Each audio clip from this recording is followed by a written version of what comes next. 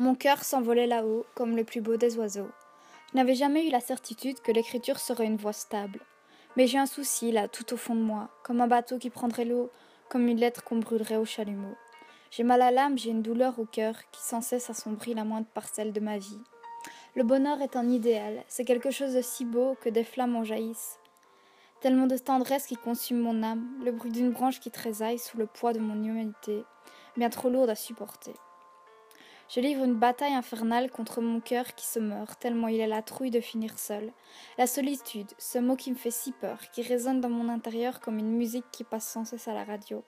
Et les souvenirs dans tout ça. On essaye de faire comme si ça n'existait plus, une histoire oubliée, une feuille arrachée d'un livre d'une vie inachevée. C'est compliqué la vie de faire semblant même si on en crève d'envie, de se retenir de serrer quelqu'un contre soi, car on paraîtrait trop sentimental. Ce serait mal vu, comme une larme versée pour un départ anticipé. Parfois je ne comprends pas le but de notre existence sur Terre. Est-ce vraiment ça la vie, faire un bout de chemin avec quelqu'un puis le regarder s'éloigner, s'en aller, et ne rien faire comme si ça ne vous touchait pas, faire semblant d'être insensible à la maladie, à la peur, à la douleur, de repères qui se brisent, d'un idéal qui se crispe, d'un futur qui se stoppe là. Est-ce vraiment ça la vie, faire semblant même si on souffre, essayer de ne montrer aucune émotion pour ne pas exposer nos faiblesses.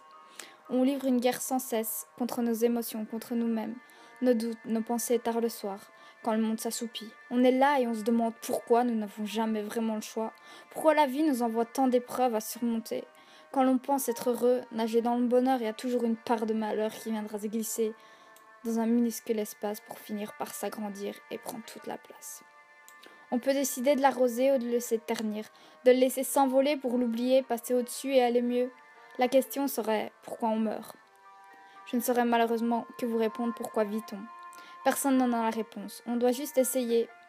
Ceux qui n'essayent pas abandonnent et se laissent aller au désespoir. Il est très difficile d'essayer de sauver quelqu'un qui sombre dans le malheur, car souvent cette personne n'essaye pas de chercher le bonheur. Dans le fond, une fois qu'on connaît trop le malheur, y est-on adepte?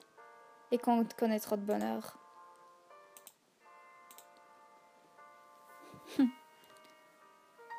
On y est tellement accro qu'on en demande toujours plus. Toujours trop ce que les gens peuvent nous donner. Et c'est comme ça que vient la déception, et que le malheur reprend possession de votre cœur.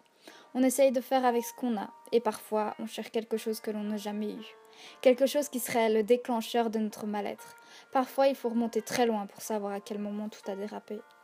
On regrette des actes, des paroles, une vie pas assez remplie. On regrette souvent parfois trop. Et c'est ça qui cause notre perte. On a toujours peur de mal faire les choses par rapport aux personnes à qui on est attaché. Mais comment vivre avec une peur assourdissante au fond de soi? J'ai peur de la mort et de ses dégâts, de l'abandon, de la trahison. J'ai plus envie de connaître tous ces mots-là. Alors je m'arrête là et je souhaite un monde nouveau, où s'exprimer n'est plus une peur qu'on néglige. Ne soyez pas comme les autres, faisons mieux que les autres.